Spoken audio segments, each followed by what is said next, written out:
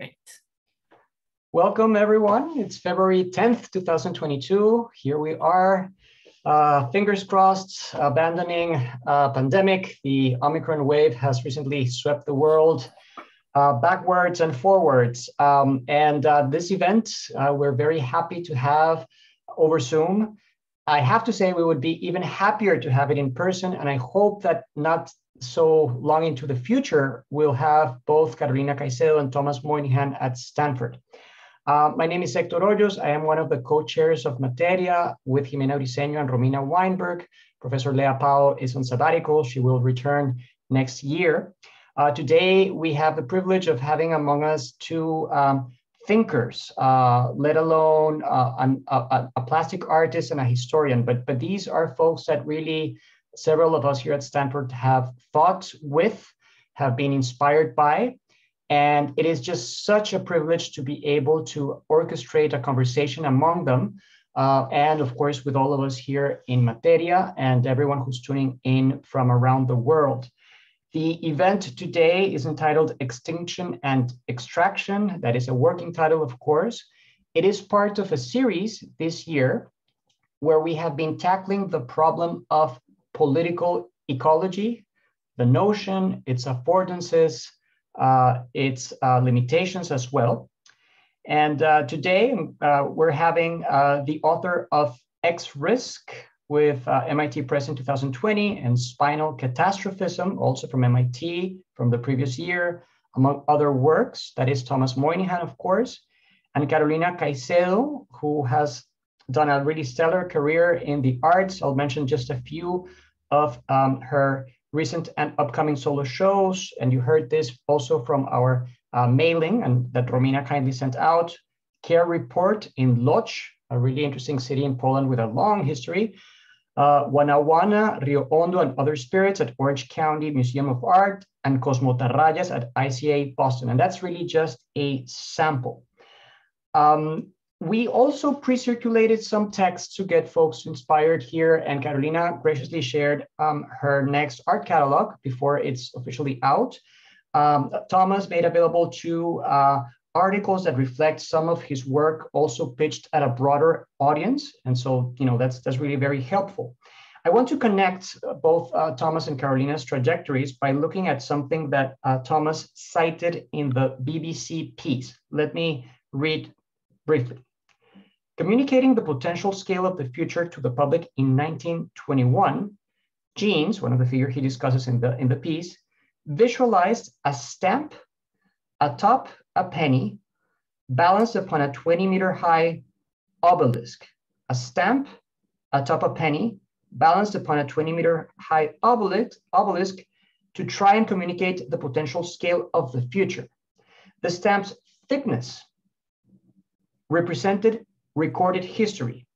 The stamp and penny combined represented our species' existence. The distance from the stamp down to the obelisk base was the age of Earth. Jeans also calculated the height of postage stamps, stopped one atop the other, and found out that you'd need 1 trillion further years of habitability on Earth, a pile as high as Mont Blanc.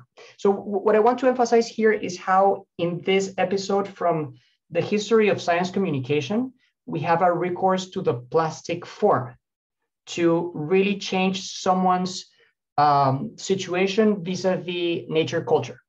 And then when I look at what Carolina Caicedo has been doing since the early days of bartering in Calle del Cartucho, in Museo de la Calle onwards, and that was 20 years ago, mind you, to the social technical plastic conversation with Yuma, the Rio Magdalena, is also this kind of plastic way of thinking, right? I will say though that, of course, in the case of Carolina, this is not about instrumentalizing art for the benefit of science communication or being pedagogic. There's, of course, that's only a tiny bit of many layers of complexity here. But I did want to point out that commonality to get us started and to try and capture also our plastic imaginations as we deal with such topics as extinction and extraction, among others. I'm going to pass it over to Jimena now. Great. Like Hector and Romina, I'm really, really happy to be here today. And I'm going to be brief. I'm just going to mention that we have a few questions that we are thinking about today or thinking with. And I'm going to read those to you. Then we'll have Carolina's presentation followed by Thomas' presentation. Hopefully, perhaps there will be a conversation amongst them, some back and forth. And then I'll be happy also to moderate questions from the audience, from the people that are tuning in today. So our three questions for today are, how has the notion of political ecology influenced your thinking, if at all? Or are there any other alternatives? I mean, when I said you're thinking, I'm thinking of Carolina and Thomas, of course. So, what are the notions of political ecology that influence their thinking? And if there are other alternatives that they consider at all, that's what we want to learn. Extraction and extinction, the terms that give the title to our session today, are operative concepts in Carolina's work and in Thomas' writing. And we want to learn if they are connected at all for them, and what are their plastic and rhetorical affordances and limitations. And finally, we want to hear from them what is to be done. Where are you going next in your work? And if there's anything that you want to share with us in terms of what comes next for you.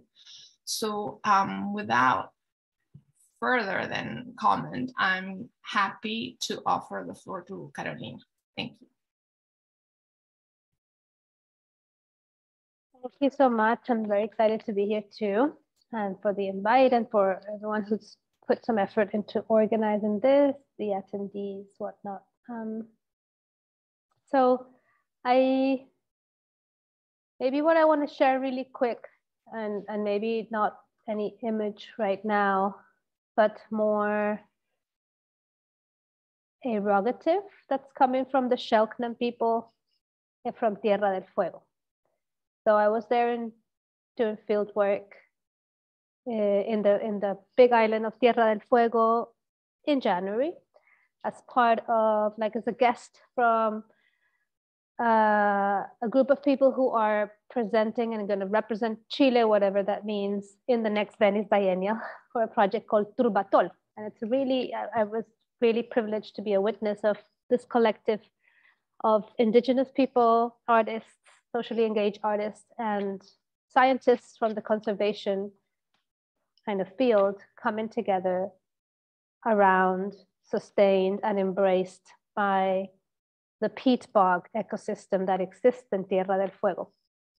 And peat bogs are these ecosystems conformed by moss that's alive, then dead moss that's decomposing and that captures carbon. So it's a carbon sink, this ecosystem, but it's also a water reservoir. And there's peat bogs all over the Americas and in Europe too. But what was the most interesting thing to witness is that the Selknam indigenous community, who is not recognized by the Chilean indigenous law as the Mapuches or the Aymara and other more than 13 or 14 indigenous groups recognized in Chile, they're reaffirming their existence and their identity in Tierra del Fuego, battling a rhetoric of extinction, basically. And so this is really beautiful to see how, and if whoever is going to the Venice Biennial, please visit the Chilean Pavilion, because it's really, really interesting to see how from the conservation science field, the indigenous, battle against the rhetorics of extinction and socially engaged art are kind of weaving themselves together in this project with a common goal of protecting the peat bogs that are being extracted. So in Europe, they can grow tulips and champignons and strawberries and stuff like that. Anyway, but there's a big fire right now happening in Tierra del Fuego. And so the Selknam community has done a rogative in Selknam that they have allowed me to share. And then I'm gonna play it. And we can all join. You don't have to put your mics on, but we can all join. And it's very easy to join. It's like, I don't know, for you that have done yoga, you know, when you do the dragon breath, that you kind of compress your diaphragm, right? So we're gonna say, ho, ho, ho, and that's a way to call the ancestors, ho, which means basically the heartbeat. It's like a heartbeat, but with your diaphragm and your voice. So it rained a little bit. The fire is still going on. So this rogative is like, let's channel that there's some rain coming down in Tierra del Fuego. And let's join this, you know, calling for the ancestors and for the rain, please to come. Can we do this together? Is that okay with all of you? Okay, cool. So let me play it.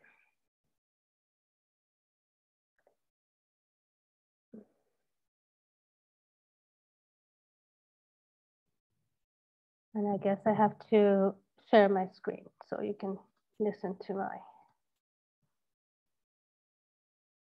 Okay.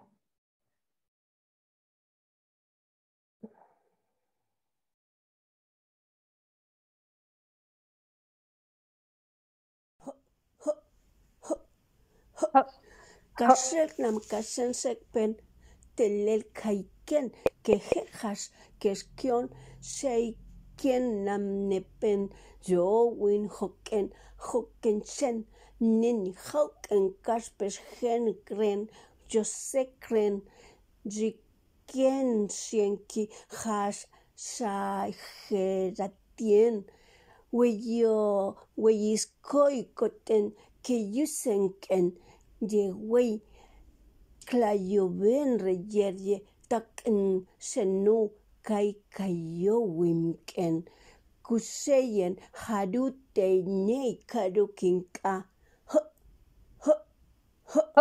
kasel kasen sekpen telel kaiken que het has keskion seikien nanepen yo win hoken sen nen haruken kaspen gen kren yo sekren jiken sienki has sa geratien weyis koten que yusenken yewai klayowen reyer yetaken senu kai kayowinken kuye yen harute nei karukinka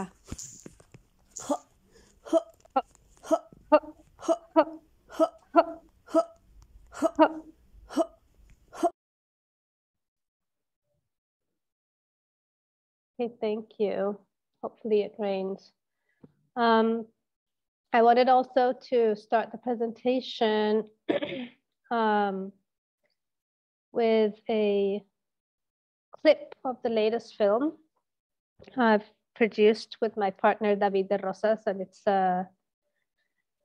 it's also dealing with extinction, the rhetoric of extinction of indigenous people, and the genocide of indigenous people here in the Americas, specifically in the Southwest, in Texas, in what we call Texas.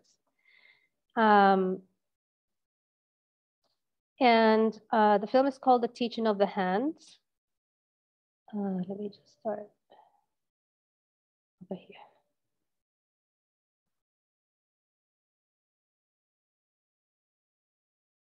In Texas.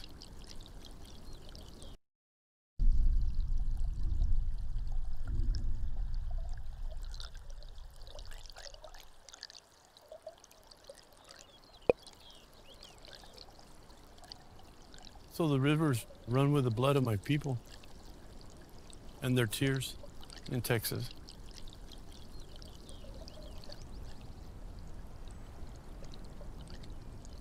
And history doesn't start at the Alamo, it starts with this river.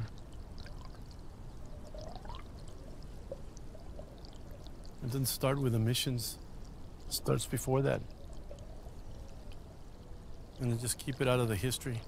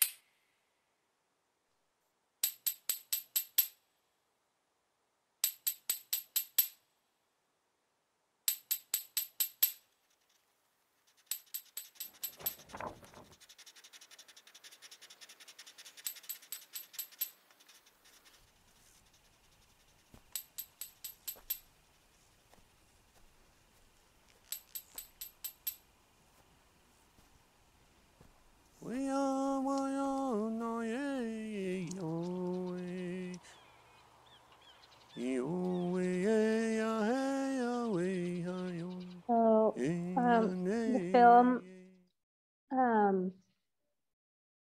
has Juan Mancias, who is the voice that you heard speaking about how the rivers run with blood and tears of his people in Texas. He is the chairman of the Carrizo Come Crudo tribe, which is a non-federally recognized tribe of Texas, or it's a non-state recognized either, which, you know, kind of me coming back from Chile and also witnessing how the Shelknam have been battling this kind of erasure and rhetoric of extinction to, you know, how this kind of unfolds across the Americas. Hand in hand with processes of progress, or what we know as progress, right? Which is the clip kind of that I showed you, kind of more instrumentalizing processes of cartography, topography to surveying, right? This makes part of a body of work that we call the Blessings of the Mystery. It's a new body of work that kind of delves out of the projects with rivers and dams and water rights and indigenous rights, and you know, using a prism of environmental justice, if you wish. But let me show you some kind of other pieces of this body of work. So this is a color pencil drawing called Somisec, and Somisec is the name that the Carrizo Come Crudo give to their territory, which comprises Southwest Texas along the Rio Grande on both sides of the border. And let's say that this is a kind of counter cartography, if you wish, a counter mapping based on our own experiences during field work and during our visits and stands with the Carrizo Come Cruda and with other communities along the Rio Grande. So of course the Rio Grande is kind of the protagonism. The Amistad Dam, which is a security infrastructure and both the water infrastructure between the United States and los Estados Unidos Mexicanos and Mexico. It kind of shows the story of processes of settler colonialism through images of that refer to manifest destiny, the different industries that have established themselves in the region, cattle, oil, prison industrial complexes, and then also, of course, the biggest oil field in the United States, the Permian Basin, the McDonald Observatory, which is, let's say in Fort Davis, a site where both colonial and indigenous knowledge has always been produced and continues to clash. And the dam itself is kind of a triangulation, geographical triangulation, where these things that we want to talk about kind of unfold. Something interesting in this region is that it is the repository of the largest pictographs in North America. It's known as the Lower Pecos Rock Art. And while the academic rhetoric reads it and interprets these pictographs as Huichol Peyote related language, the Huichols have always denied their involvement in these pictographs.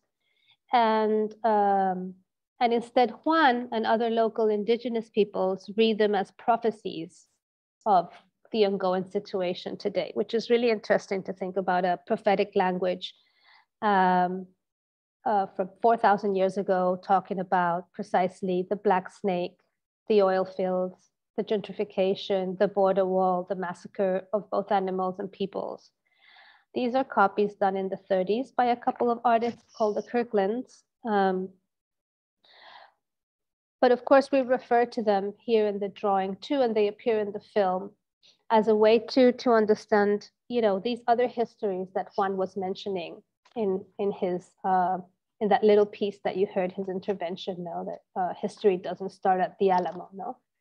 And so also trying to codify and understand historical languages that we perhaps don't have the tools to, but only maybe just the trust that we have in certain people that we engage with during the process of research, no? In this case, Juan. And also going against what is kind of established, more established knowledge. So that kind of is part of my process a lot. And I wonder in that way, it's a way to answer also, start answering that first question of how political ecology has influenced me. And I guess it does, but it's always a political ecology from the perspective of the other side, if you wish, or of people who are actually battling the very issues that disciplines like political ecology are trying to tackle or unfold or unpack.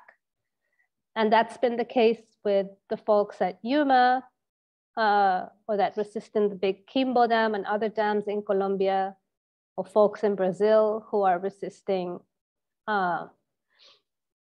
dam failures in the state of Minas Gerais, and I'm talking more about mine tailing dams, and people in general resisting this dam terrorism, how we call it, that exists in the Americas. So I guess it's always been a political ecology from the basis and from a grassroots perspective. And it's definitely the kind of place, when I have the chance to visit Chile, like I did in the beginning of the year, and to learn from people there on the ground, I guess that's where my work gets, or my processes get the most inspiration, but also gets kind of up to date. I always find that academic writing or processes are like a step behind of what really goes in the front lines. So it's always been interesting to see the new language that is, kind of figured out in the front lines, the critiques of languages that have been also, circulating. Just the latest that I've heard, for example, is a critique to the concept of climate change, and how, all these battles that are kind of liberated in the front lines now have to be kind of bagged and like scrunched up together in this kind of overall term and problematic of climate change. But also because, this inhabiting and actually spending time in the front lines shows you other ways of looking, right? There's a process of kind of decolonization of the gaze. And that I think that in a way, I hope my work contributes to that, or at least invites the audience to rethink their position, not only to nature and to these communities, but the way they look, right? And I guess that's what the plasticity or the discipline of the arts has the skills to do in a way. So this is an example of a moment where I try to do that. This is part of a publication, an artist book called The Serpent River Book, where the same event, which is the breaking of the Fundão Dam in Mariana in 2015, is kind of presented in very different kind of formats. So one, which are these outer triangles, is a satellite view of that spilling, of that environmental crime. And the insert is actually an embroidery done by Iris, a woman from Barra Longa, who was a survivor of the toxic flood coming down the river. And so she's showing how, she had to be rescued by a helicopter, how the mud just came down the river and basically just contaminated the whole lifeline of the town and of the community. I guess also, for me, the artistic space or the artistic scenario is also a moment to find refuge in the collective, and to offer spaces where we can either mourn or celebrate, or think together, right? So that's always been also kind of a methodology of the way I operate. And this is an example of a vigil that we organized last fall in New York, in East Harlem. And it was a vigil offered to, or in honor actually, of killed environmentalists worldwide. And I just wanted to bring this up because a lot of the times we think about extinction or the consequences of a changing climate and the scenarios of extinction. And, we kind of read about statistics of the earth heating, the extinction of species, possibly the extinction of the human race as such. There's this violences, right, against kind of all these natural entities, right? Even, when we think about the fires in Tierra del Fuego, we think about the trees burning, the actual peat bogs burning and releasing the carbon. But there's a statistic that sometimes is ignored or very much ignored, which is the violence against the communities who are protecting and kind of struggling to defend these very lands and waters that are crucial for our existence in the earth, in our planet. And so the vigil somehow wants to bring attention to this, right? Like every year for the last 10 years, the number of killed environmentalists is grows, it's exponentially growing, right? And unfortunately, Colombia, the country where I'm from, is always in the top 3. And last year, it accounted for more than 60% of those killings, which is just out of control, right? But so for me, it was important, because it breaks my heart. And I know a lot of other people is heartbroken by this kind of statistic or this news or this fact. just to offer a space to honor these lives. But also so what happened is that I collected testimonies from different front lines and family members and kind of militant comrades of people who had been killed and assassinated for their environmentalism, and share them during the vigil and while we turned on the lights. And was asking people also to donate and to bring kind of a pagamento or an offering of compostable items. So, you know, the space was a space also for learning about the specific situations of why this killing happened, what was, you know, the conflict happening there. And then also a place to kind of offer some sort of healing. Now this compost is brewing in a community garden in East Harlem. And in May, I'm gonna have the opportunity to come back and use the compost to plant a memorial tree. And this memorial tree means that a relationship, kind of a long-term relationship, will start with this place, because now I'm responsible for this tree, right? In collaboration with this community garden called El Sitio Feliz.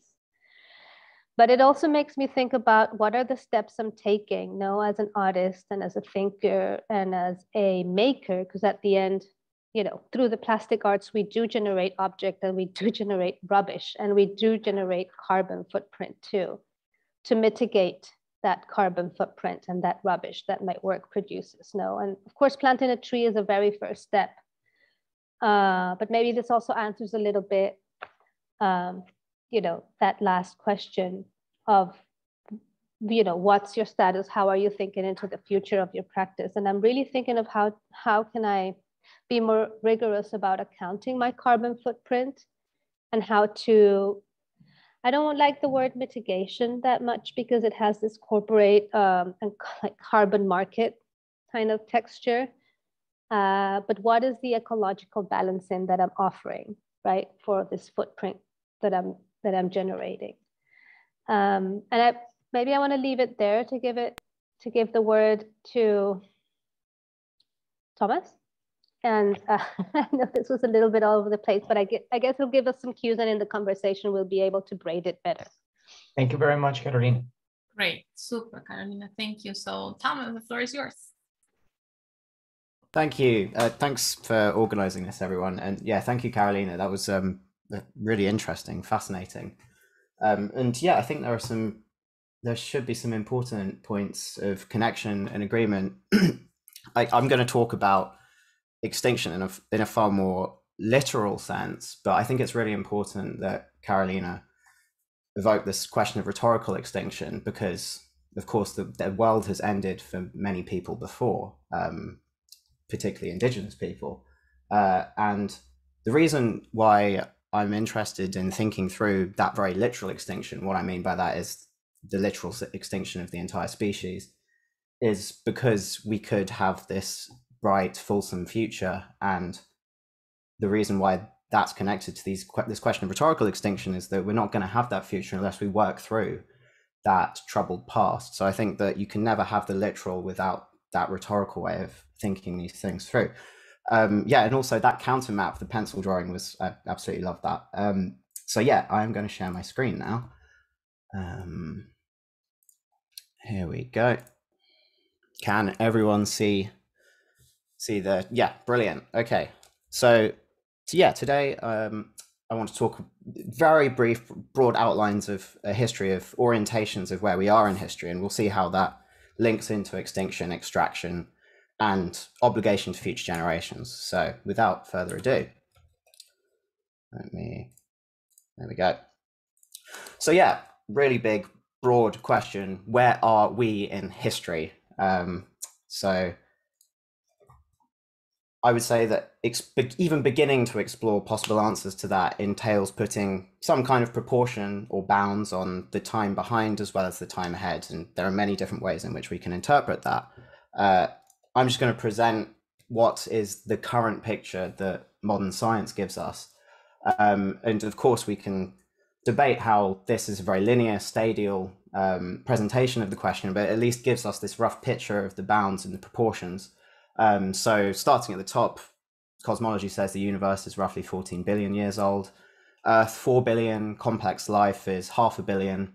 Mammals, 200 million. Homo sapiens, something in the vicinity of 300,000. So that shows how much of a newcomer humanity as a species is on the planetary scene.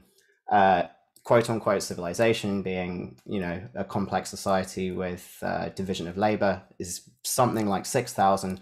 And then just even the scientific endeavor to try and put these boundaries and measure these proportions is something like 3 centuries. So that brings us to now.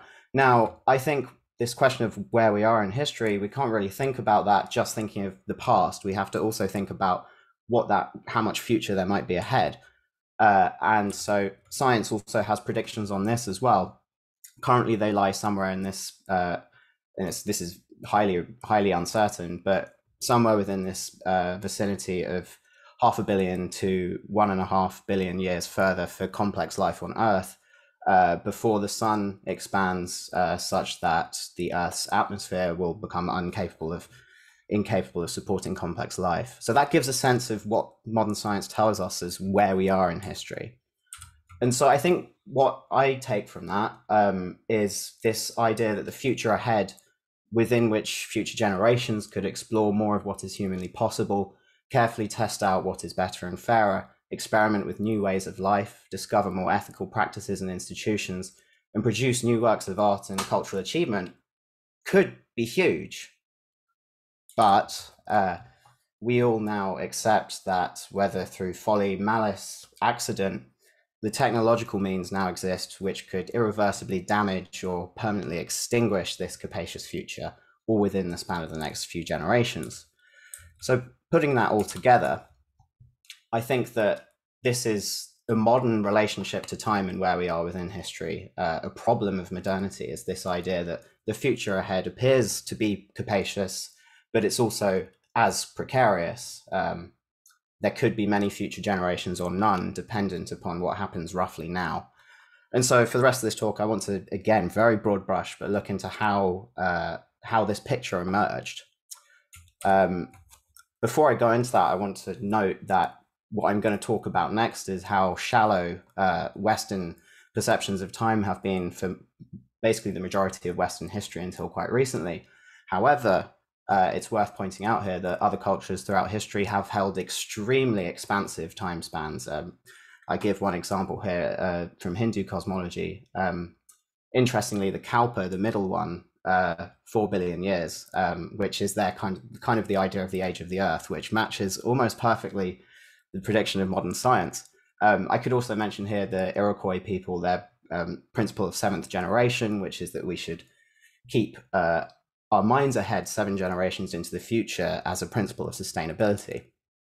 That aside, and that's just 2 very arbitrary examples, zooming in here on Western history, I believe that 2 broad attitudes to cosmic time have dominated until relatively recently. And these are the eternalistic and the apocalyptic. And so I'm going to go through both of those in turn. So first, eternalism. Broadly, eternalism holds that the past is so big, infinitely big, that everything achievable has already been achieved innumerably many times. And by the same token, the future is so big, immeasurably so, that everything now lost, even entire species and lifeways, will later inevitably be regained or rediscovered. I think this is best typified by some of the ancient Greek philosophers, Aristotle here saying, quote, "Probably each art and science has often been developed as far as possible and has again perished, not once, nor twice, nor occasionally, but infinitely often." And so this leads him to conclude, within the multitude of years, everything has been found out. All possible achievements and discoveries are therefore within the experience of ages. So for people like Plato and Aristotle in the past, they had this sense of within the measureless past, everything achievable has already been achieved. And within the measureless future ahead, everything lost will later be regained. Nothing can be lost, nothing gained. And again, this applied just as much to achievements as to species, even the human species. So here's Plato. He spoke of periodic destruction at long intervals of the surface of the earth by massive conflagrations, which might lead you to think that Plato is thinking about what we would now recognize as human extinction.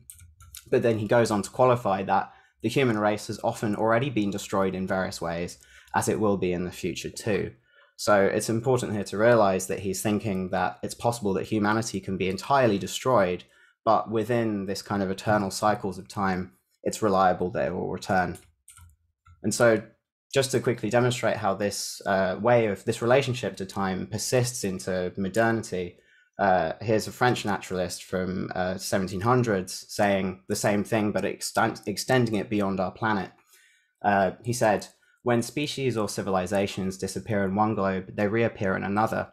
If a sun is extinguished, it is replaced by another. If a globe like ours is set on fire and all its living creatures destroyed, new generations will replace them on another globe." So to sum this view up, I believe that there is no orientation within history here, because time ahead and time behind has no bounds or proportion. Present actions, therefore, cannot persistently alter the course of events in ways that won't reliably otherwise eventually come to pass. And therefore, there's no clear conception that present deeds or misdeeds can meaningfully alter the course of the long-term future. So then to move on to this second relationship, dominant relationship within Western history to time, the apocalyptic. And so this arises with monotheistic cosmologies, and it's a belief that humanity and the cosmos will end together concurrently as they were designed or intended to, a preordained conclusion, consummation, and culmination of the moral order, the ultimate tribunal, against which all worldly actions, good or bad, pale into triviality. And what's more, throughout most of Abrahamic history, most believers assumed that they were nearer the end than the beginning. So one nice example, this is the Nuremberg Chronicle, which was published in the 1400s, and the author wanted it to be an entire history of the whole of the human cosmic story, including the past and the future. It's roughly, I think, 300 pages long, but at the end, the author left blank pages for his readers to fill in the rest of that future history. How many pages did he leave? About 6. That gives you a sense of how much people thought there wasn't much future ahead. We were nearer the end of time.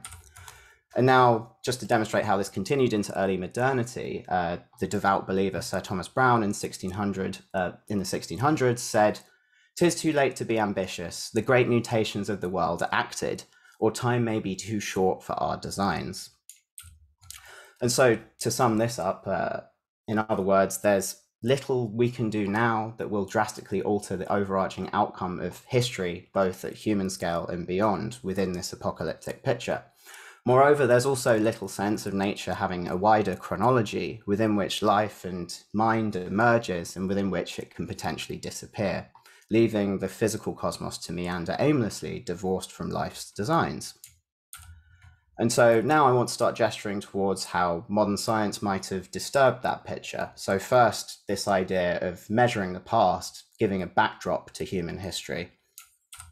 So from the 1600s onwards, geology starts to consolidate as a serious science.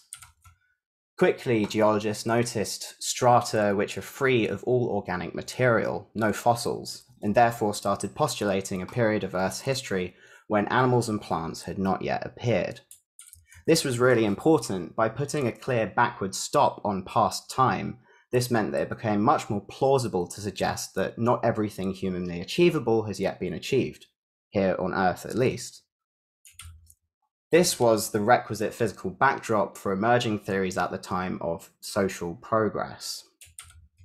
Here's Marquis de Condorcet, one of the most exuberantly optimistic writers of the Enlightenment, and he says, "The progress of civilization has no other limit than the duration of the globe upon which nature has placed us, and so long as there are no changes as would no longer permit the human species to persevere." Visions of progress aside, this also engendered understanding that the Earth itself has a history from accreation, evolution through to termination, within which humanity emerges, persists, and must itself eventually disappear. This is a quote from Henri Saint-Simon in 1813, and he arrives at the conclusion that The existence of the human species is linked to that of the planet. It is directly dependent on it. Geologists agree the Earth was for a long time uninhabitable for humans as well as for all other terrestrial animals. And at some future time, it will be uninhabitable again and the human species will die out. So we now have this sense of history getting bounds and human history being nested within a wider natural history. How much time was left?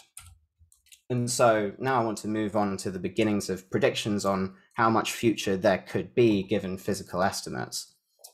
So based on very crude calculations regarding Earth's rate of internal heat loss, the French scientist Georges Buffon in the 1770s gave the very first quantitative estimate on Earth's future habitability. He arrived at 93,000 years until all life on Earth becomes dead through cold. Mid-1800s, thermodynamics emerges. Physicists theorize that the sun produces heat by gravitationally collapsing on itself. They begin making predictions as to how long there is left of heat to support life on Earth. The first rough prediction from William Thomson in 1854 came around 300,000 years. By the end of the 1800s, physicists converge on very low tens of millions for Earth's habitable future. 17 million from Helmholtz, 10 million or so from Charles Augustus Young. This was larger than Buffon's earlier forecast of 90,000 years, but in the century since Buffon, the sense of life's unexplored potentials had grown. Moreover, they believed that the ratio of past spent to future ahead was unforgiving. Robert S. Ball wrote in 1892, "It seems that the sun has already dissipated about 4/5 of the energy with which it may have originally been endowed." And here's where extraction comes in. What proved even more depressing was the correlated understanding that extraction of available energy was precisely that, extraction of non-renewable, finite resources. This instilled for the first time a keen sense that present expenditure of energy may actually be harming distant generations far in the future. Against Condorcet's naively optimistic view of a future filled with inevitable progress, there emerged a sense that present actions may be damaging the entirety of Earth's future. Here's William Stanley Jevons from 1865. He wrote, "Our duties wholly consist in the earnest and wise application of humanity's energy endowment. We may spend it on the one hand in increased luxury and ostentation and corruption, and we shall be blamed. We may spend it on the other in raising the social and moral conditions of the people and in reducing the burdens of future generations."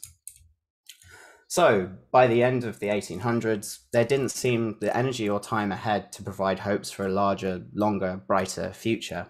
And moving on to the final section here, this is when radium came to the rescue. So in around 1900, radioactivity as a physical process was discovered. Discovered by Marie Curie, who's here on the left. Her revolution in physics was understanding that atoms themselves disintegrate, and in disintegrating liberate absolutely enormous amounts of energy on a scale nothing like chemical process can do. Immediately, this captivated the general public, this sense that mundane matter contains previously unacknowledged abundances of energy. Aside from this new sense of an energized universe, there was also an extension of timescales because scientists immediately realized that the period of decay or disintegration for these atoms extended into the billions of years. Here's a picture of a clock that was made that operates based on a single speck of radium and was calculated to run for many millennia. And so immediately scientists started speculating that this was the energy source of the sun. Rather than just collapsing on itself as a languorous chemical process, it had this radioactive abundance within it. The Irish astronomer W.E. Wilson in 1903 said, "The extraordinary discovery that radium has the property of continuously radiating heat without itself cooling down may possibly afford a clue to the source of energy in the sun and stars." So timescales past and future could not help but expand. George Darwin in the same year wrote, "Given the discovery of this new power source, I see no reason for doubting the possibility of augmenting the estimate of solar heat by some such factor as 10 or 20. Journalists immediately picked this up, some of them commenting that the discovery of radioactivity has extended indefinitely the backward and forward sweep of the cosmical timescale. By 1920, the physicist Arthur Eddington was predicting 15 billion years of further sunlight. Not much later, cosmologist James Jeans was forecasting 1 trillion further years, which turns out to be a massive overestimate. But time horizons at the time exploded. And so this instilled a new sense of ethical obligation to this very distant future, these distant future generations, and also a sense of responsibility of current extraction and expenditure of resource. Here's the American geologist Thomas Chamberlain, who was also one of the first to speculate on anthropogenic climate change, writing in 1903. He said, "We have grown up in the belief that the Earth sprung from chaos at the opening of our era and is plunging on to catastrophe or to a final winter in the near future. Quite at variance with this, we now know that the Earth offers a fair prospect of fitness for habitation for ages yet to come. If this be true, it is eminently fitting that humanity should give a due measure of thought to the ulterior effects of its actions. These considerations especially intensify the problem of those resources on which our civilization so profoundly depends." So, instead of living near the end of time or living in proportionless eternity, there arrived a strong sense that human history could only just be beginning. Jeans wrote in 1928 that we are creatures of the dawn with unimaginable opportunities for accomplishment and unexplored potentialities ahead. But I have to spoil this rosy picture. Accidents happen. So Chamberlain, again being prescient and with his awareness that humanity, with its extraction of resource, was perturbing the entire biosphere, was also aware that accidents could happen, truncating this elongated future. He wrote in 1910, "Earth may be congenial to life for tens of millions of years to come, but congeniality of conditions does not ensure actual realization. Protracted habitability does not necessarily carry the actual realization of the future opportunities thus open to our species." Almost immediately in the 1920s, fears began spreading that tampering with atoms could destroy humanity and the world. There's a picture here of a scientist who bragged that he was about to crack the atom and said that he wasn't sure whether it would destroy the entire world. These fears have only become tragically real in the decades after, with the invention of hydrogen bombs, discovery of anthropogenic climate change, and the revelation of other technological risks. So just to wrap all of this up, and to bring this back to these two previous dominant attitudes to time within the Western tradition, I would say that we've arrived at a vision unlike eternalism, where it is now recognized that extinction is forever. Given this, life's future could be meaningfully longer or shorter, and the differentials between the longest and shortest are large enough to be overwhelming. And unlike the apocalyptic view, it is now recognized that we could be living nearer the beginning of the human's story than its end. And what's more, the outcome, and whether unborn generations enjoy a fulsome future or none at all, is in the hands of the present generation. So James Jeans, I think again we can go back to his words. He said, "Looked at in terms of time, the message of astronomy is one of responsibility because we are drawing plans and laying foundations for a longer future than we can well imagine." And that responsibility has only become bigger since he wrote that in 1928. And so as a final slide, I want to finish by reading this fantastic quote by the South African suffragist and anti-racist activist Olive Schreiner. She wrote in 1911, "I should like to say to the men and women of the generations which will come after us, you will look back at us with astonishment. You will wonder at passionate struggles that accomplish so little, at the, to you, obvious path to attain our ends which we did not take, at the intolerable evils before which it will seem to you we sat down passive, at the great truth staring us in the face which we failed to see, at the truths we grasped at but could never quite get our fingers round. You will marvel at the labour that ended in so little, but what you'll never know is how it was thinking of you and for you that we struggled as we did and accomplished the little which we have done, and that it was in the thought of your larger realization and fuller life that we have found consolation for the futilities of our own."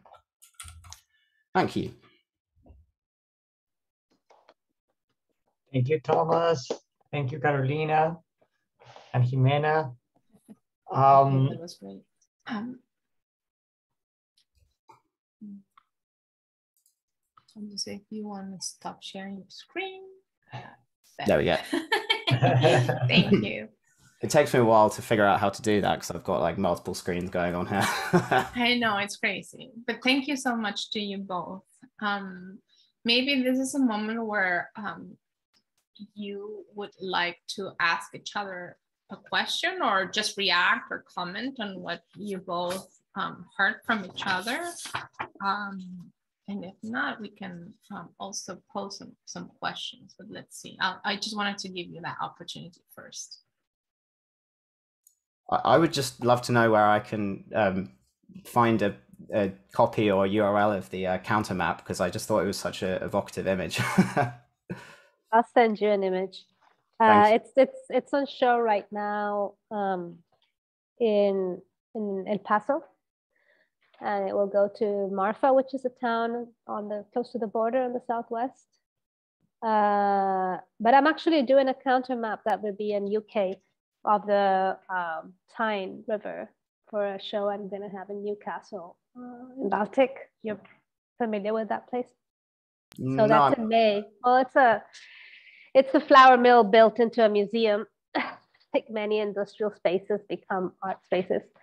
So yeah, I'm doing, and that's even weirder because I've never been there. So that, it's a counter map from the arc. I think this is more than a counter map. It's a time capsule, what I'm doing right now with the time. And through the experiences of people who do live there and who work there. So through interviews and stuff, but yeah, hopefully, maybe might be worth a trip to Newcastle. Yeah, come over. But we have actually. So this is a drawing that we finished recently. It's a collaboration as a film too with my partner David, and we are looking into actually producing some sort of posters or something, because the Carrizo, could probably use it a lot for, a workshop resource or to distribute to younger people in schools or whatnot.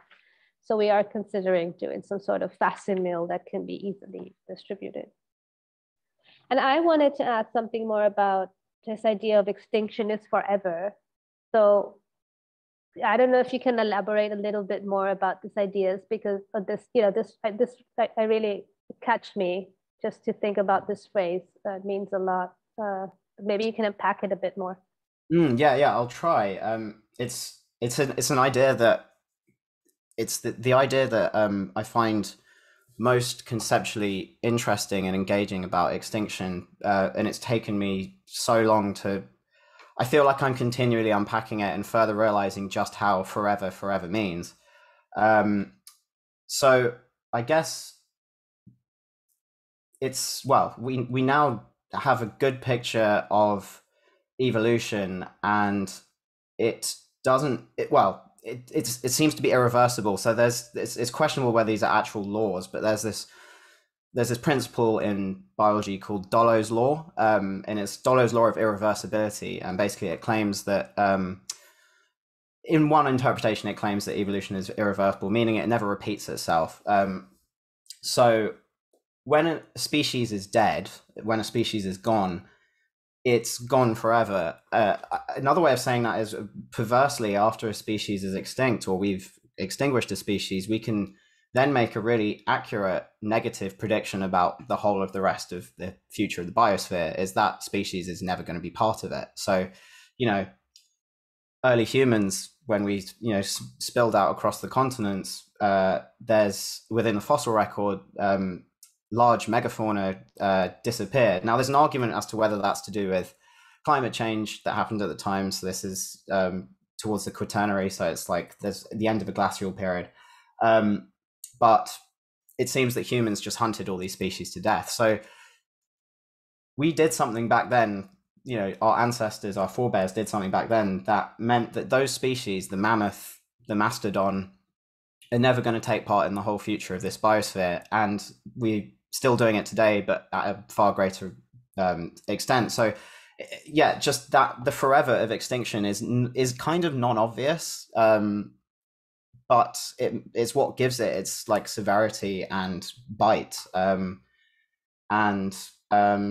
Yeah, I think it's also, I'm interested in it because it's a deeply historical concept, because again, this idea that there's that deep irreversibility of it you know, the mammoth and the mastodon isn't coming back. And there are these scientific attempts at de-extinction, but they will at best be facsimiles of that species if they're ever, if you know that ever happens. You'd have to basically, because life is entangled within its ecosystem, you'd have to basically resurrect the entire ecosystem and all the species that it interrelates with in order to actually ever bring back a species. So yeah, I hope that kind of explains a little bit what I mean by that. Yeah. Yeah, it does. It's a bit scary too, because right now I'm doing field work with some tribes in the Pacific Northwest in the Snake River who are fighting really hard to undam. There's 4 dams on the lower Snake River. It's a river that then debouches into the Columbia River, on the lower part of the Columbia River. And these, the main reason, unlike other processes of undamming in the rest of the Americas, it's basically to save the salmon. So the salmon, there's a particular species or a couple of species, steelhead and coho in that region that, you know, the wild genes of that salmon, if the dams don't come down in the next 5 years, are gonna disappear completely, you know? And that's like really, so it's funny because there is hatchery salmon, and this is where it gets complicated, but there's a different genes, and the hatchery salmon survive, are weaker, let's say, you know, they're not as strong as the wild salmon who is on the brink of extinction. So I just put it out there, just like trying to wrap my head around this. Extinction is forever now, and even though there's been this, what you say, this de-extinction, would we call the hatchery salmon in a way, right? Because there's still the hatchery salmon, but it's not the same. I think an important point to make there as well is that the salmon is being preserved. The hatchery salmon, is the artificial salmon, is being preserved because it's of instrumental value. And when we think of extinction, we think of mammals, birds, large mammals and birds, you know, dodos, dolphins, but the current, you know, 6th mass extinction that scientists are, you know, debating over, I believe I'm right in thinking that it's basically amphibians that are being hit the hardest, and people don't care about them because A, they're not instrumental, and B, also our kind of scale of revulsion for, or just commonality with a species kind of recapitulates the, you know, Victorian ladder of life, right? As the further down the ladder, further away from us, the less we care about them. Yeah, I don't know. I happen to actually like frogs and salamanders, but maybe I'm weird. But I think that it's important. Yeah, you know, we focus, our imagery of extinction focuses on animals that we find instrumental or find cuddly and cute. And yeah, I think that tells us a lot. Let me say, if I may, and I know that folks might be thinking about questions. Feel free to use the chat feature. I have a ton of questions and a ton of comments, but I'll try to restrain myself and ask a few questions. Maybe just, you know, leave some thoughts out there. Thomas, I also have like a clarification question for you. You made the point that the requisite to think about social progress is the abandoning of the view that not everything has been achieved. And I'd love to hear a little bit more like the fine-grained, transition there, because there is so much at stake. You're both not engaging with, say, progress with a capital P anymore. Like that doesn't seem to be part of your repertoire. But let me share the screen for a moment, if you would indulge me. And of course, you're familiar with this, right? The Lost Mural, the Rockefeller Commission, 1934, Diego Rivera, Man at the Crossroads. This, visually and thematically relates to Carolina's latest. And thank you so much for sharing that with us, Carolina. I really appreciate it. But of course, it goes in a different direction. It's not man, it's not allegorical. I mean, we get it, it's very different. But I just want to point out this is what happens when you have a strong teleology of progress. And that involves, those of us who are based in literature, right? Because when we do storytelling, we study storytelling, we enforce certain units of meaning. I feel like, tempted to ask you, what calendar are you on, right? Because even though I know at one level, that the Earth is old and the universe is old and it might, last forever, I am reminded year after year of certain holidays and not others. There is this, unassimilated residue of Christian timekeeping in a secular world, despite the Chinese calendar, the Jewish calendar, kind of coexisting. So I'd be tempted of asking you, what calendar are you on? And then finally for Carolina, I have another question, which is Spanish. How do you, Carolina, work with Spanish? Because there's this language that is both colonized and colonizer. It's neither, the hegemon, it's not English, but it's, also not Selknam. So I'd love to hear your thoughts about that language. Carolina, do you want to go first? Or I can go first as well. Okay, cool. Yeah, I'll try and do justice to that. It's a fantastic and rich question. I probably won't be able to do justice to it. In terms of which calendar I'm on, probably something that is because like I say, well, within what I just presented, it's very impersonal, depersonalized, almost like the kind of within Carolina's film, that kind of very distant view that is a very scientific, techno-scientific view. That's kind of the vision that I'm playing around with there. But of course, I want to acknowledge there are many different ways of knowing. Mine probably is filled with residue of the Christian way of time. However, and maybe different ways of knowing and different attitudes to time, previous or current, are more comfortable with this. But maybe because that Christian calendar, that Christian attitude to time is inherently linear, there's a difficulty creating that language of contingency. So the way I see the future is, or the way I like to visualize, the major way I like to visualize it is of branching paths, forks, path dependencies. And those are quite awkward and quite hard concepts. At least I find they're quite heavy and, they don't come naturally. And maybe that's to do with that Christian linear heritage. But I think the best way of thinking through it is to draw an imagery from the tree of life and evolution, and these were developed by biologists of ways of thinking how life diverges and branches, and I think that's a nice way of thinking it through. And on the question of progress, there's a problem with progress similar to the eternal view, which, at least within the tradition I was pointing to, the Greek, the Roman, perhaps. This sense, it almost kind of dissolves a sense of moral responsibility at any scale larger than your own life, because, well, all things will be achieved again, all things lost will be regained, etc., etc.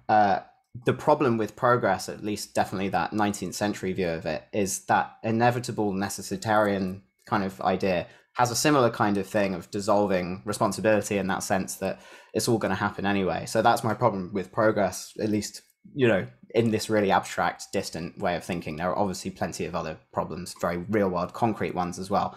But yeah, I'm going on now. I hope that covers some of your points. But yeah, I'll give it to Carolina now. Yeah. Spanish. Language is super important in my work, and again, just to be able to share space and time with communities on the front line is what I was saying is also important, to be able to revise that use of language and how we're using language in the work, and in and when we write about it or when we title work, and the use of Spanish, or even, has helped me also ground very important ideas of the work that is related also to body language, right? So it's like a lot of, so I'm just thinking about a specific term, that's geochoreography in English, right? And how we came up with this term to speak about a certain form of extraction precisely. And is the extraction that happens when knowledge is extracted of your body. Embodied knowledge is taken away, or there's no space to enact that embodied knowledge, right? So we refer to a geochoreography or geocoreografía as this everyday gesture that you repeat over and over again. So it's a choreographic gesture that you have actually sophisticated through the choreography of repeating it, right? So such as casting a net, and that is intrinsic to a geography, in this case, a river, right? So that's why I didn't focus on that in the presentation, but maybe I could share really quick some images of what I consider geochoreographies, which is weaving a net, right? Throwing a net, batear, or moving the gold pan to wash gold, or even carving and then using a paddle, for example, right? So all these gestures, throwing the net, weaving the net, they're kind of accumulated knowledge because they're inherited through generations, right? And they are everyday gestures. We repeat them over and over again. And they're intrinsic to the geography of the river. When the river disappears as we know it, because it's dammed and it's not a flowing water, but it's a stagnant reservoir, you stop doing these gestures, right? And so what happens is that extraction not only happens at the level of the river or of the mine or of whatever extractive industry comes to take away that common good, call it energy, oil, coal, or whatever, but it happens also within the body, right? The extraction happens. And this language, this everyday language, this embodied knowledge is extracted from you, right? That's the kind of, for me, the ultimate extraction, and what worries me most, because it's precisely these knowledges and these embodied knowledges, these gestures, these choreographies that offer us some hope into the future. You know, when all this happens, whoever knows, except, you know, that person that knows how to build use wood, fish their own food, plant their own food, and stuff like that, is probably going to have better possibilities of staying and being healthy and in this planet. And again, also, and just talking about language, and I was thinking, and maybe I just tie it and wrap it up there, but also about one of the questions you were posing was what are the alternatives to political ecology? And I think the ideas of Arturo Escobar around post-development and post-desarrollo have been really important for me also to understand that growth, and thinking about evolution and growth in economic, political, spiritual terms sometimes is not, probably perhaps, that there's other ways, that the growth is a way, that scaling down is a way to look into the future too. It's probably a needed way. And they just published, I think 2 years ago, this dictionary of post-development. No, I think so. Diccionario del Postdesarrollo, just to think in language, and has been very helpful for me to also, because it's been written also by not only academics, but people in the front lines and on the ground, and from grassroots organizations too. So that's been kind of a helpful tool for me to also navigate and keep in check the way I relate also to communities, I guess. Yeah. That builds on what you said earlier, Carolina, about going to the front lines to be up to date. Definitely. So this, this is where I find like this ideas that climate change, perhaps it has helped us articulate in a global scale, in a global way, like a common problematic, but it falls short to address the gender, racist, food insecurity, water insecurity, like the particularities of each struggle, right? That kind of brushes over and then bring us all into the same level of suffering when it's not the case, right? Like, yeah, we're all suffering of climate change, but the way we suffer that is not the case. It's not the same for everyone, right? And the pandemic, of course, showed us that in a very clear way. Or for example, it's by being in the front line, ideas, for example, or concepts like the biocultural diversity, no, like, which normally this word of diversity is more attained to the biological aspect of life, right? But then what happens when this biocultural is never separated, it's always together, right? And that's what actually, that allows the biodiversity to exist, right? It's because there's a cultural diversity that coexists with that, no? But yeah, it's definitely been sharing, you know, I guess also because there is a less fear of proper language use. Maybe also that maybe like maybe in a more institutional setting, like an academy or a museum too, there's certain codes that we agree upon and that we kind of brackets us in a way, even in plastic language too, no? Or some impossibilities.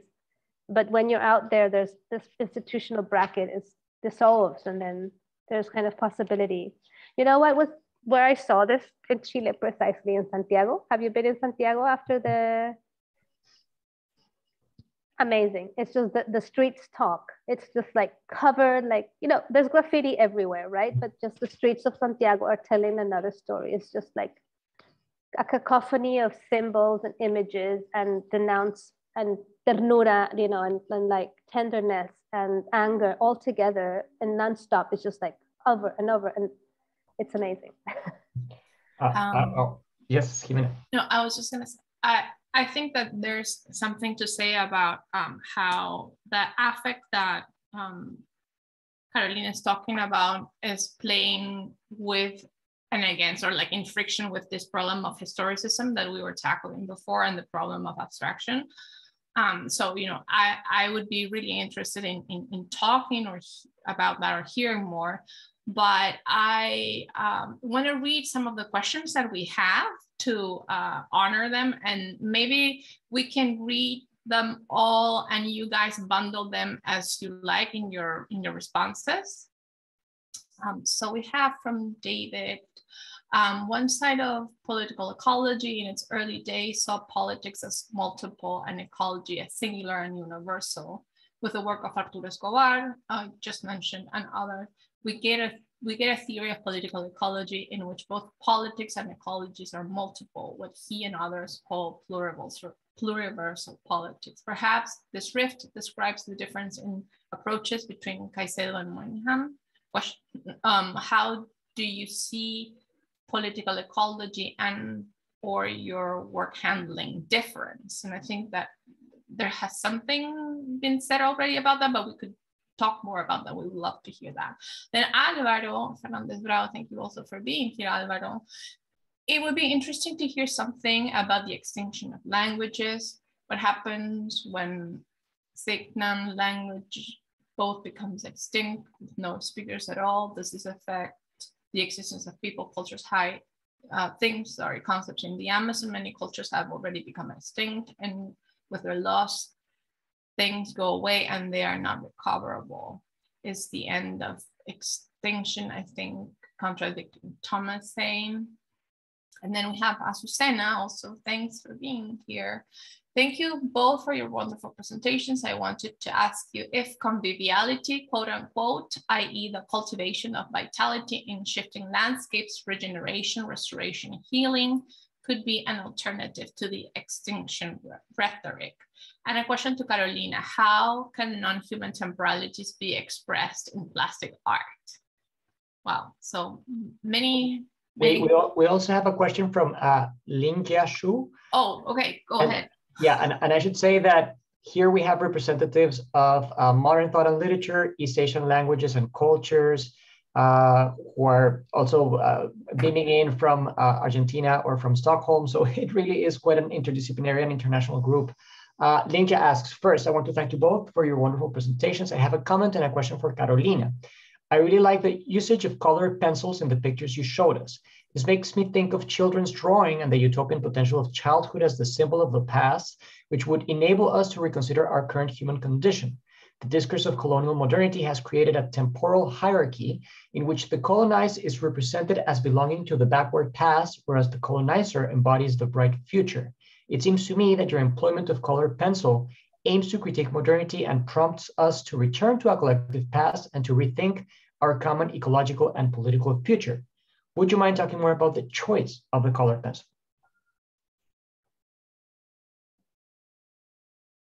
Maybe I can start with that. It's a practical choice, first of all, the colored pencil, because colored pencils allow for covering mistakes easier than oil or marker or even pencil sometimes over the paper.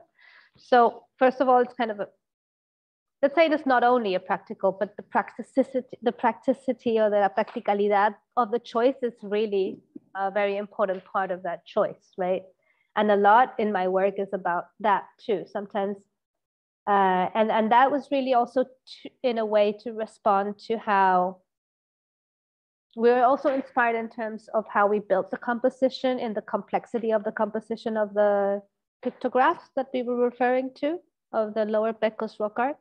So like a very, a space where you had to kind of, like you saw this larger thing, but when you start focusing on the smaller parts, you could see the details and you could like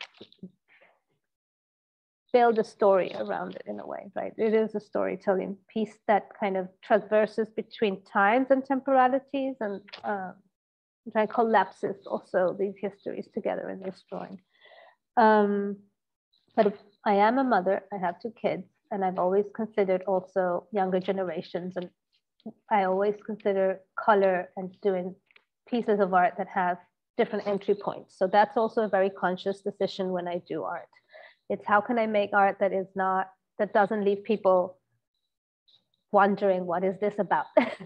I'm not interested in making that kind of art. I actually want to make pieces that have entry points for different generations, for people from different educational backgrounds, for people that even maybe have never been in the Southwest Texas, but through this drawing, they can perhaps access and feel, sentir, pensar, also to use some of the words of Arturo Escobar, something about this place that they've never visited. So color, you know, the use of color, the use of also of an accessible tool that everyone recognizes. Oh, a color pencil, we've all used a color pencil, right? So it's kind of, it brings it closer to the audience. It's not this oil painting or this material I don't recognize. So this is also something that just the materiality of it makes it very immediate, if you wish.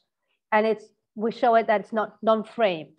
So we have sealed it with this like kind of transparent film to kind of protect the color, but it's non-framed. It's also just like kind of attached to the wall with some magnets. So there is a decision there to also just leave the drawing very accessible in a way because of its material and you know, it's not framed and the way it's recognizable what you see, right? I guess in terms of some of the questions, I'll just continue. Also thinking about, you know, the extinction of languages. Also, of course, like this is what I was speaking about biocultural diversity, right? When the language, so there's definitely languages that, for example, don't even have some concepts like we have in Western like culture, right? I don't even know if, for example, extinction is a concept considered in Selknam, for example, or in other languages. That's something we would have to question ourselves. I'm not even sure, and maybe Thomas has some ideas about that, if extinction or extraction as we know it and understand it in English or in Spanish even exists in other indigenous languages. It's interesting also how the extinction of a language, and I'm talking more about a visual language and referring more to the Lower Pecos rock art, how the extinction of some ideas, in this case, prophetic ideas that were linking what people in the past were thinking and seeing about the future for dreams or vision quests or who knows, were almost extinct because of a crazy assumption interpretation of experts, right? And I know this sounds very problematic in a way too, but I think also history and this is something Juan says in the film, and I agree with, there's a lot of assumption in history building and in history writing, in Western history writing, or in the hegemonic histories, right? And in that sense, for me, it's always important that, you know, the skills I have as an artist can contribute to what we call historical memory in Colombia and in other parts of Latin America, and in more specifically, processes of environmental historical memory, right? So historical memory is a process of reconstructing something that happened through the non-hegemonic testimonies of people who lived that, who survived that. You know, in the case of Colombia, with the war that we've gone through and the civil conflict and armed conflict, it's become an important tool for survivors and for victims to hold people accountable, right? Perpetrators accountable, and to demand reparations. And here I go into the conviviality and reparation a little bit. But I think from an art perspective, and you know, what I've done with the people in Colombia fighting dams and across Latin America, and now with Juan in the Southwest too, with Texas now, kind of uplifting and putting his interpretation and his people's interpretation of this written language, which is not in words, but it's in this visual, is to reconstruct historical memory and environmental historical memory of this location in the Southwest of what we call United States today, as a way to precisely open a dialogue in a place where energy and extraction of oil and fossil fuels, you know, has a lot of power, not only at a state level, but at a federal level here in the United States, right? If change doesn't happen in Texas, it's not going to happen anytime soon in the United States. It's like they have the stronghold of this country because they produce all the oil. So, may I cut in only because I know that some folks will go to class at 2:30.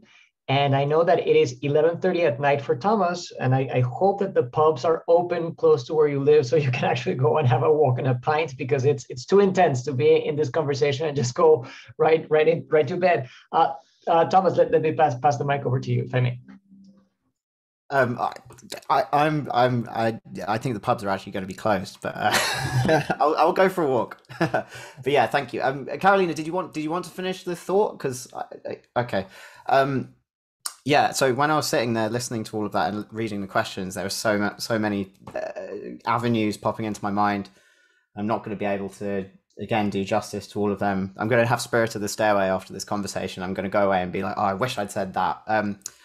But yeah, so I think starting with David's question. So yeah, this question of difference is, I've changed my thinking a lot, I think, relatively recently, where I think that and so I guess again I was presenting in some ways that kind of hegemonic history that, you know, science tells us this, it has this prediction, it has that, but I want to have that present that as a canvas, and within that canvas I've kind of minimized, stripped back, I'm sure there's still lots of work to be done here, but I've minimized that canvas as just a place where difference and diversity can happen. You know, there's such an abundance of human diversity, you know, cultural, biocultural, linguistic. Obviously, there's a question of how that, you know, that different forms of life have been extinguished by, you know, these dominant and colonizing ones. But there's such an abundance of human diversity, but we might have seen nothing yet. There's that huge canvas ahead within which we could promote and see forms of diversity that we haven't even seen yet. So I guess, yeah, when I'm thinking about it minimally, I think of actually kind of difference and something, if I'm understanding this concept of pluriversality, is that's this kind of minimal concept that I want to think of the future as. Basically what I'm trying to say is that when I'm talking about the future could be big, it could be capacious, I'm not wanting to fill it with anything that is in my head as me. I'm contingent, brought up in a certain time and place. My vision of the future is not the right one, and I don't think anyone's is. And so that's what I'm saying, is we're not filling the future with anything we're knowing now. We're giving future people the option to explore that vast space of possibility in a careful, prudent, patient way. yeah, so I don't know. I think that's how I'm currently thinking about things. Again, it's all up for revision. The other thing I really wanted to talk about, and this is, I was listening to Carolina, and just, I think it dawned on me on how brilliant that, biocultural diversity idea is, because if I'm interpreting it right, it gives this nice continuity between, languages and, forms of what we normally think of as biodiversity. And it really occurred to me, and it hadn't occurred to me so much previously, is that, and this links back to this extinction is forever thing, is when I'm talking about these, kind of people within the Western tradition, Plato, Aristotle, etc., one of the reasons why they didn't understand that extinction was forever was because they lacked this conceptual understanding that species depend on continuous, unbroken chains of succession, backwards and forwards in time. So if you break that chain going forwards, that form of being is gone, hereafter. And it just hadn't occurred to me with such intensity how much that also applies to languages, to cultural practices, and what you were talking about in terms of embodied practices. These are ways, it's just like a species, isn't it? And maybe this is a really obvious thought, but it kind of occurred to me in a clarity that it hadn't done before when you were talking about that. And I think that, that also maybe speaks to the second question there. I think that there's, when a language or a culture goes extinct, this affects the existence of maybe the entire universe in some way. It now lacks something that it had before. And I can't help but think that's a tragedy. And on the conviviality point, I have nothing more interesting to say than, I agree with that. And I think it's a great word as a banner under which we can think of alternatives for this extinction rhetoric. That's it. Thank you very, very much indeed. We, all good things must end. Hopefully, not the human species, nor many others, frankly. And you have gotten us onto an excellent, longer conversation that we hope to continue having. Speaking of which, I'd like to make an announcement that on March 3rd, we're going to have a conversation on environmental justice. It's a collaboration with a group called Law and Literature in the Global South. We'll have several speakers, including Alberto Acosta, no less. If Carolina and Thomas, you'd like to come in as part of the audience, we'll just share the links with you, but also please do not feel obliged.